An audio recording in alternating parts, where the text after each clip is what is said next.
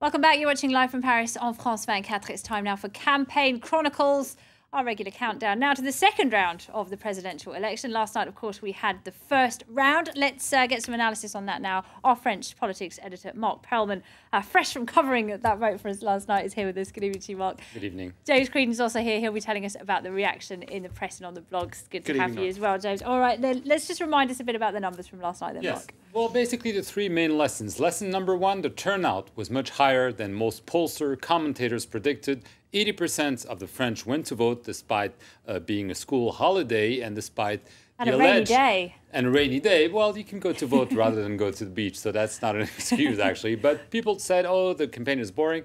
They went to vote. That's lesson number one. Lesson number two, Nicolas Sarkozy had said, I need to be on top in round one to have a chance to win in round two. Well, this didn't happen because, as we'll see, François Hollande, his socialist challenger, is ahead of Nicolas Sarkozy.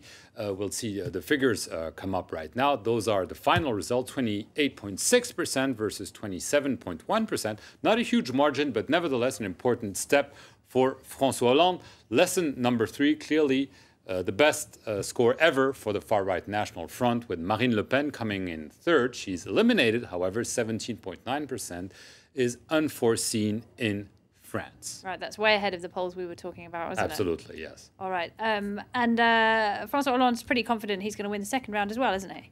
Well, now obviously all eyes are on the second round. We'll see this time, not of course not final results, but the projections from Ipsos, they show a clear lead for François Hollande in round two, 54 versus 46 to Nicolas Sarkozy. And we need some explaining to do some math quickly, because if you add the total tally for the left in round one, you have 43.7%. If you add the total tally from the right, you have 46.9%. So it should be Nicolas Sarkozy ahead. However, he is not ahead because this is not pure mathematics. And the problem for him is that he needs votes from the centrist leader, François Bayrou, and the far-right leader, Marine Le Pen. And the projections show that for the centrist voters who went for François Bayrou, basically in round two, they intend for a third to vote for Nicolas Sarkozy, a third will vote for François Hollande, and the third will stay home. When it comes to those who voted for far-right leader Marine Le Pen, 60% said they would vote for Nicolas Sarkozy, around 20% for François Hollande, and 20% will stay home. So if you put all this together, this is not enough for Nicolas Sarkozy to win, and especially he's in front of a dilemma. He has to go to the far right and to the center at the same time. He's got to win everybody over, it's cruciating for him to do so. And the first indications he gave them tonight in his first rally after round one, he will clearly tack to the right. He will talk about immigration, about crime, about France, about the nation, and he's also certain he still holds a chance. Let's take a listen to Nicolas Sarkozy tonight. One campaign is over and another begins. We waged the campaign of the first round, one party against 9 others. We waged a campaign against those who tried to predict the outcome, and against those who would have so loved to have decided the outcome in your place. Thank you for giving them the answer directly. Merci pour la réponse que vous leur avez adressée en direct. All right, a pretty ebullient Nicolas Sarkozy there. But François Hollande is officially the front runner now. He is ahead, and he too says he's going to be winning. Yes, he says he's going to be winning, and he invoked the only French socialist president of the Fifth Republic, François Mitterrand, reminding people that in 1981, when François Hollande was elected, he garnered less votes than François Hollande did in the first round. Let's take a listen to François Hollande, who was in Western France, rainy Western France, I should add, today. We've even, I hope he doesn't hear me, we've even done better than he did in 1981. In 1981, he had 26%. We did it in over 28.5%. In 1981, he was second. We are first. And if in 1981 he won the presidential election, then we will win the presidential election. All right, so those are the two candidates who will be facing off in the second round. Not in that round, though, is Marine Le Pen, although she did prove the pollsters wrong. The far-right leader scored just under 18%. That's a record high for the National Front. Her success has been attributed to her shaking off the Front's nasty party image to become a more palatable and mainstream alternative. And this is why. The far right is now the third most popular political force in France. Under Marine Le Pen's leadership, the National Front almost doubled its number of supporters since the presidential election 5 years ago. Dear friends, French people, nothing will ever be the same.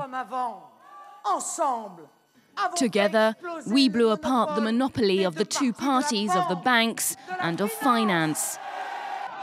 Although cheered like a champion, Le Pen's presidential campaign is over. Unable to match her father's 2002 success when Jean-Marie Le Pen did make it through to the second round, much to the horror of French socialists. However, Le Pen Sr. wasn't able to build on that success.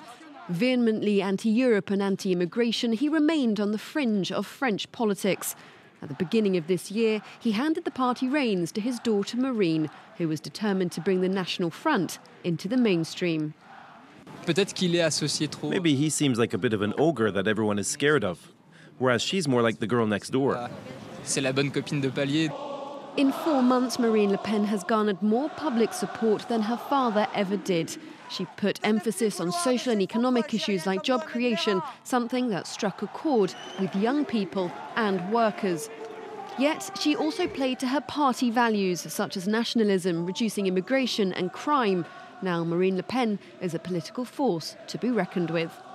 This means that, in many ways, she wants Sarkozy now to lose, so that she puts herself in pole position to organise the way the right develops in the months and even years to come. Le Pen may reveal next week which of the two remaining candidates she'll support, although typically the National Front never endorses one clear candidate, and with enough of their own support, in the future they may not have to. So clearly very ambitious. Marine Le Pen, it's interesting because compared to her father, she wants to be in power. Her father relished being on the fringe and attacking the establishment, but she wants to be in power. She sees this as step one. Step two being the parliamentary election in a month's time, where she's hoping she will get some seats and be able to see the conservative right implode if Nicolas Sarkozy loses and if they end up losing the parliamentary election. So for Marine Le Pen, it's really an ambition, and we see that the result is clearly showing that it is working to a certain degree. Obviously, there's a crisis, the anger, the worries about the French that are helping her, but clearly she has made a big step for the National Front. She wants to be in power, and as we mentioned, there is an ongoing image overhaul for the National Front. They're even talking about changing the party's name. That's right. She sort of, they say in France, she diabolised, or the Front National, she destigmatized them. And now a name change, get rid of that old label of the Front National. There has been a discussion about renaming the party the Nouveau Droite, the new right, which really would, I suppose, in people's minds, perhaps go further down the line again towards, you know, dissociating them with a much more shady past. Now, another detail on that same website, Rachida Dati. Let's take a look at what she wore on Canal Plus television last night. You can see it there. A cannabis leaf, right? Cannabis leaf, really? Now, she says it was a eucalyptus leaf, which clearly doesn't look the same. And then they were saying it was a Japanese maple. I mean, it wasn't a Japanese maple either. It was a cannabis leaf, you know? Yes, and she was a former justice minister for Nicolas Sarkozy and very tough on drug consumers. Showing us her rebellious streak, perhaps. Oh, I don't know. All right, James Creed and Mark Perlman, thank you both very much indeed. That's it for tonight's Campaign Chronicles. Stay tuned. More headlines coming up.